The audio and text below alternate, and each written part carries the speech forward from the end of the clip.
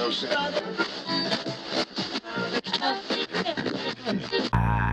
can't feel my face now. Just went to the bank to take out $1 million. Cashier says I don't have $1 million. I said I identify as a millionaire. Give me my money. Oh, she called security and threw me out. Turns out, just because you identify as something and think it's true, doesn't mean other people have to believe you. Shocker. Yep. That's for those of you. You know who you are. We ain't gonna point no fingers. We gonna let you point the finger at yourself around here. Just cause you identify as something doesn't mean that you are. Check out my shirt. Look at my shirt. That's right there.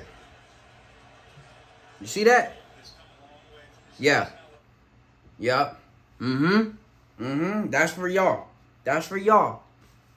That is for y'all. Cancel culture. Yeah. Dumbasses.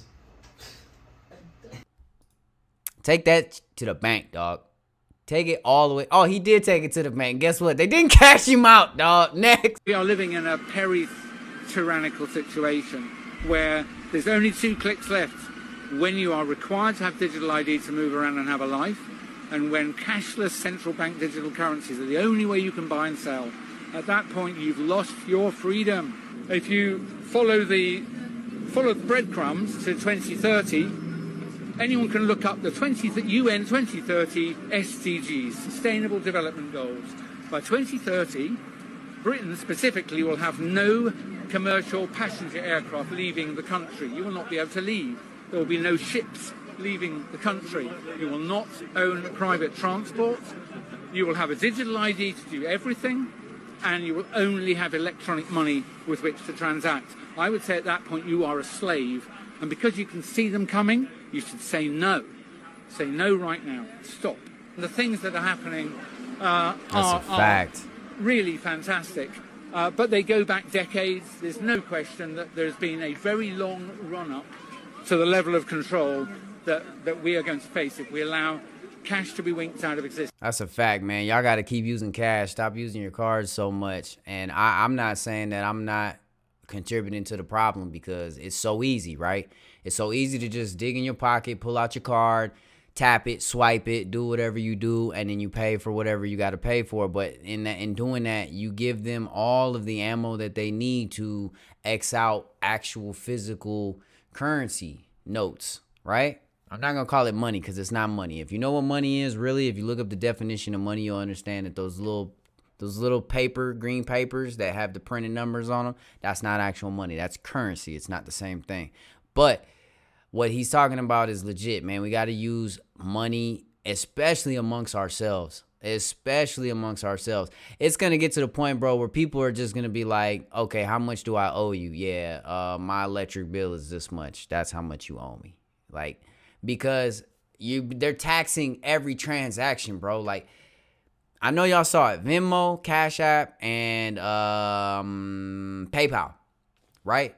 All 3 of those are saying, hey, if you have transactions over $600 at the end of the year, or amounting to at least $600 and up, I should say, not over $600, then we're going to tax you.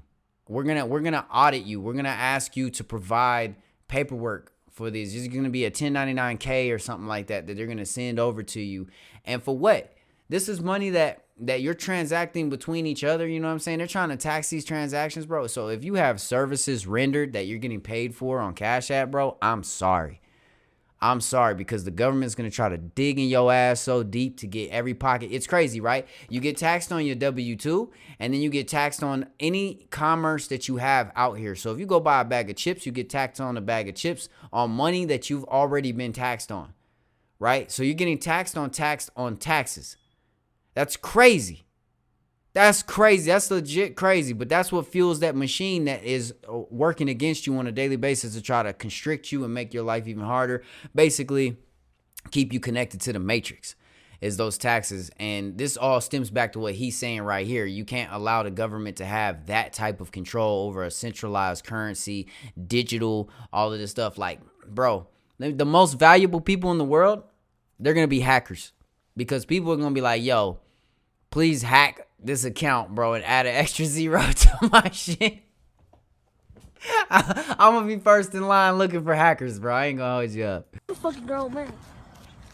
You are? You're a grown man. I'm a grown fucking man. You don't smoke, though?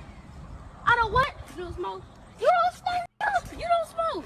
How many times your daddy whoop your ass and you cry? How many times your daddy whoop your ass? I don't cry, nigga. I don't. What you only don't this trying to cook a muff. Damn. Ham, a sandwich. Sandwich. You saying a bird of sandwich. Why the fuck you eat cold? The fuck wrong with you? Boy. Can't eat a sandwich cold. Dumbass. Like you can't even cook a damn cheese toast. Yes, you can't. Cheese Nigga, I toast. cook all my life. No, you don't. I cook all my I life. had to cook for this nigga. How many days when he spent the night at my house? Like 6. I had to cook this real nigga. Hey. Oh, man. Hey. All y'all got this homeboy, dude. I don't care who you are. All of y'all got the homeboy that's like this. He will put you on blast in front of anybody, bro. He will say all the things that you don't want nobody else to know about that you thought was in confidence of you and your homie, bro. And this dude, this little dude here, he is stupid too. Like, he's just as retarded as the dude that he's talking about, bro. Like, he had to cook a damn cheese toast. What is this little dude talking about? Hey, this will forever be a classic. This clip, if you've never seen this clip, I'm glad you saw it here today with me, dog. Run that back. Run that back one time. We gonna keep it pushing over here. Is DNA tests for ethnicity are entertainment value only? William Gilliland is a biology professor at DePaul. When I handed Vi the certificate, she got extremely emotional about it. She wept, and it meant so very much. People want to believe. They want to believe they've gotten an answer. And it's not fair of us to let them believe that we're giving them certain answers because scientifically, we just can't. Hank Greeley is concerned that the science isn't really there yet for you to be giving them the name of a tribe. I think for most companies, I would be concerned too. But what about your own company? We have He the didn't largest, exclude you. He included you. but we have the largest set of sequences from Africa. And so Yep. with that, we're able to provide some level of probability in terms of frequency. But he would say that even though you have the largest database, it's Is DNA tests for ethnicity? still small on the scope of things As I said, I share those concerns. about yourself. Our DNA. And that's the rub. This business of genetic genealogy is fraught with limitations. For one thing, it can only provide information about a tiny fraction of our ancestry. Because we get half our DNA from our mothers and half from our fathers, almost all of our DNA gets shuffled and remixed every generation, making it impossible to trace what comes from whom. There are just 2 bits of DNA that remain pure: the Y chromosome, which passes directly from father to son, and something called mitochondrial DNA, Wow. which passes unchanged from mother to child. Wow. Hank Greeley, a law professor at Stanford University, has studied this new field. He worries that people don't realize just how many ancestors they actually have. 8 generations ago, both you and I, Small on the scope of... 56 great-great-great-great-great-grandparents. Wait, you're saying that if you go back 8 generations, we have 256 great-great-great-grandparents? Yes, it doubles every generation.